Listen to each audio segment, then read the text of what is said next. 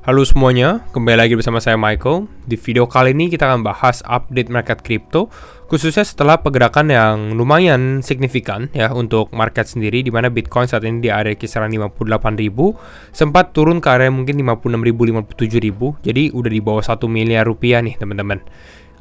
Pertanyaannya adalah apakah bottom is in? Apakah sudah bottom atau belum? Kita akan coba bahas di video kali ini. Jadi kalau misalnya teman-teman suka video ini, jangan lupa untuk share videonya, like ataupun subscribe. Kita langsung masuk aja ke dalam intronya terlebih dahulu ya.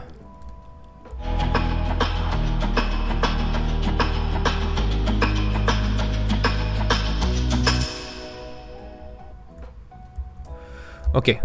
Nah, kalau kita perhatikan untuk overall market teman-teman, kita kalau lihat secara 24 jam terakhir, Bitcoin turun, tapi ada beberapa kripto yang lumayan nggak ada yang mengalami kenaikan justru hanya pendel aja di sini, naik sekitar 2,5%, yang lainnya mengalami penurunan gitu. Di sini kita lihat TFX, Core, Zcash, BIM, rata-rata mengalami koreksi, mungkin sekitar 8-10% juga untuk altcoins. Jadi rata-rata sebenarnya harga terdiskon juga gitu teman-teman.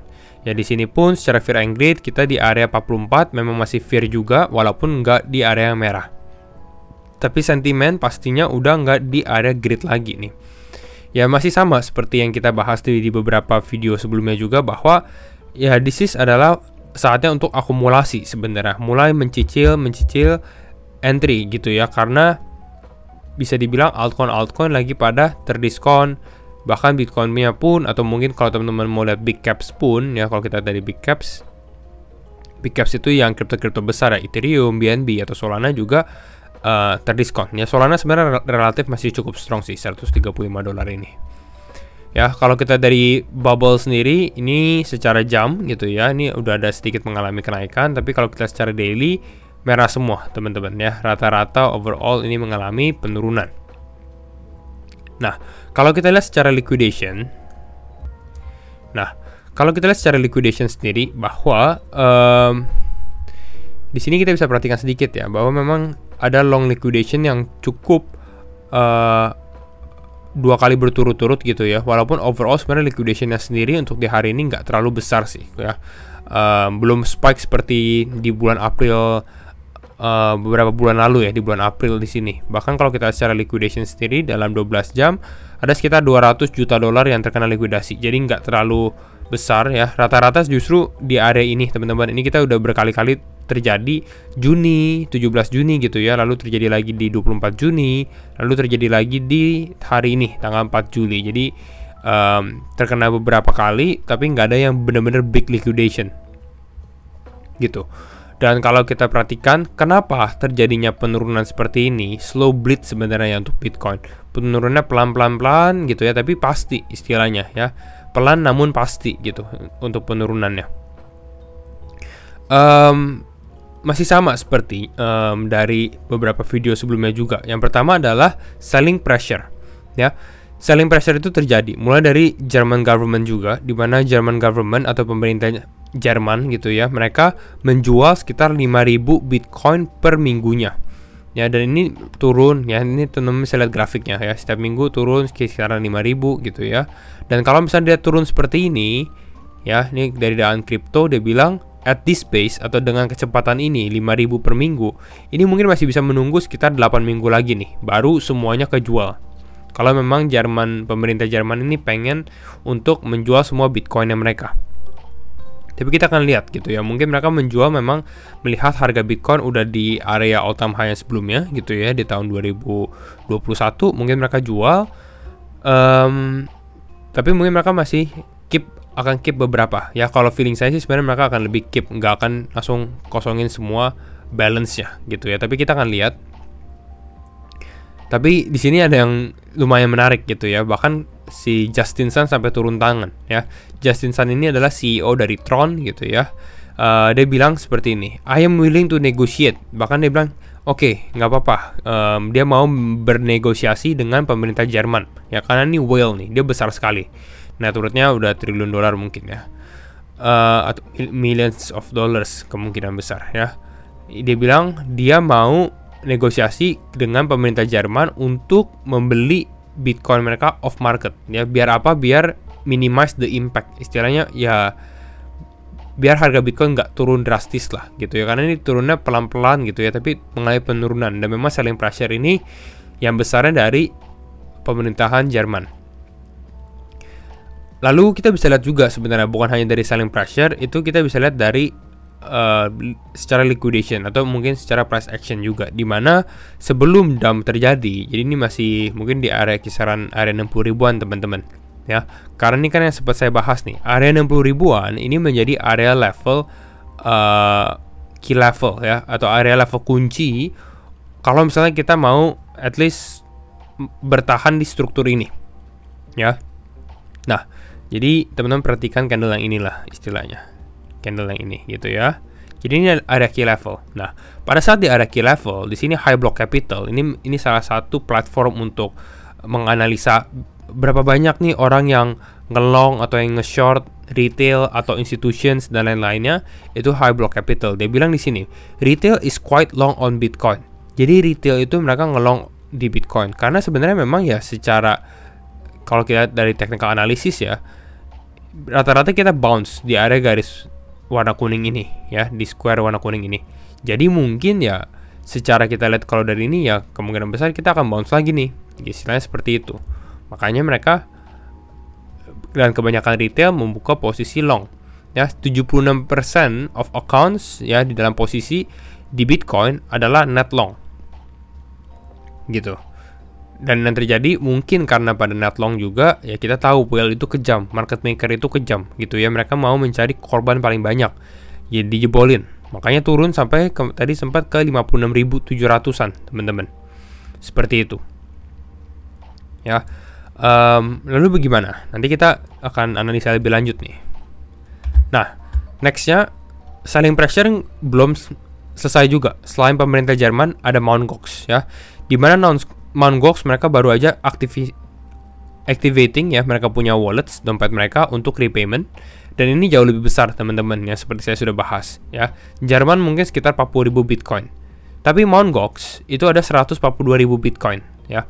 Walaupun perlu kita ketahui juga bahwa nggak 142.000-nya itu akan langsung didam ke market gitu ya, karena kalau didam langsung potensi selling pressure itu besar sekali gitu, dan kemungkinan nggak semua orang yang dibalikan gitu ya Bitcoinnya, mereka langsung mau jual juga gitu. Mungkin mereka menjadi firm believer dari Bitcoin sendiri dan jadi hold aja gitu ya, seperti beberapa orang lainnya. Dan kalau kita perhatikan secara liquidation heatmap pun, ini kalau saya perhatikan ya, ini udah basically kita udah cukup wipe sih. Ini udah cukup clean teman-teman, bahkan nggak ada liquidation yang sangat jelas gitu ya, oh kita bakal ke area level ini gitu, atau di liquidation ini besar sekali gitu. Jadi ini cukup clean. Kemungkinan besar kita akan ranging aja di area ini gitu ya, di area kisaran ya 50 ribuan dulu nih. Itu kalau prediksi saya ya, ataupun analisa. Mungkin kita akan coba lihat secara analisanya dulu, tapi saya review sedikit untuk portfolio kita yang public ya. Tunggu ini loading dulu teman-teman. Jadi saya udah make beberapa changes ya, beberapa perubahan di portfolio public ya. Nah ini teman-teman bisa perhatikan bahwa ini saya ada jual dua aset, yaitu adalah SAI dan juga Luxo atau LYX. Nanti mungkin kita akan bahas lebih dalam alasannya kenapa, lalu lagi bidding apa gitu. Di sini sana saya lagi ada mau beli kripto, kita bahas mungkin di dedicated video.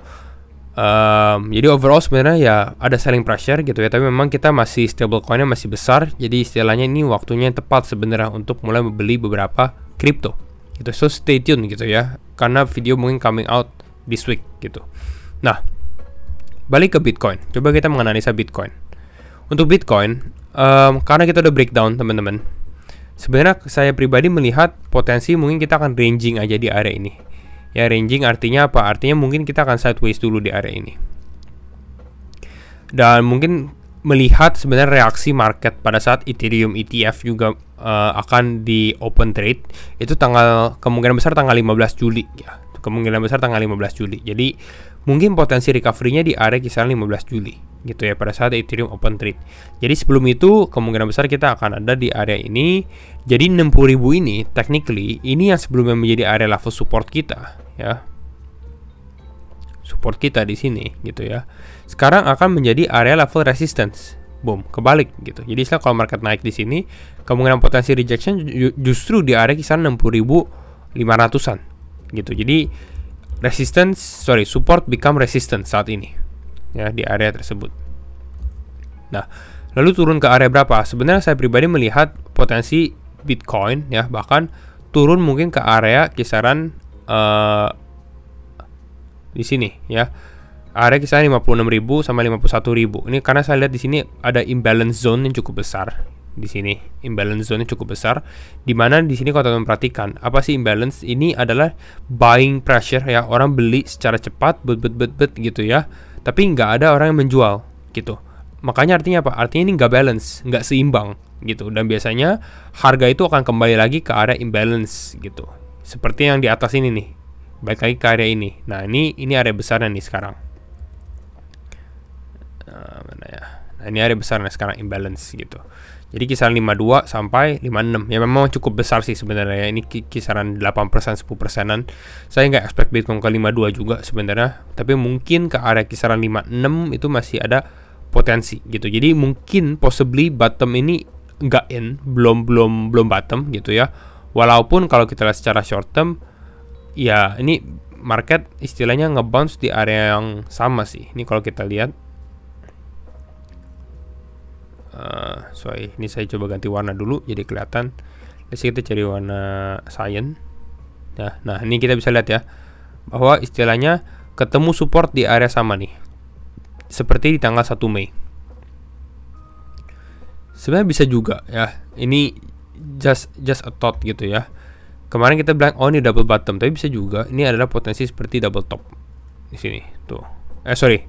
Ini double top. Sekarang kita istilahnya membentuk double bottom gitu secara overall. Ini berpotensi juga sebenarnya secara longer time frame. Mungkin daily lebih kelihatan tuh seperti ini ya, tapi kita akan perhatikan ya karena perjalanan masih cukup panjang. Bahkan saya mau lihat dulu nih reaksi dari Mt. Gox gitu ya, karena Mt. Gox ini mungkin baru akan di repayment dalam beberapa hari ke depan. Apakah akan ada lanjut selling pressure atau enggak, dan kalau ternyata ada selling pressure, sebenarnya area imbalance ini mungkin akan udah hit gitu, hit area kisaran imbalance ini di kisaran area 55.000 atau 56.000-an. Dan kalau misalnya kita mungkin tarik garis Fibonacci trend base di sini dari area topnya sebelumnya di sini ke bottom lalu naik ke atas ini gitu ya. Ini juga hampir sama nih area satunya gitu ya. Ini juga di area kisaran 55.900 atau 56.000 gitu.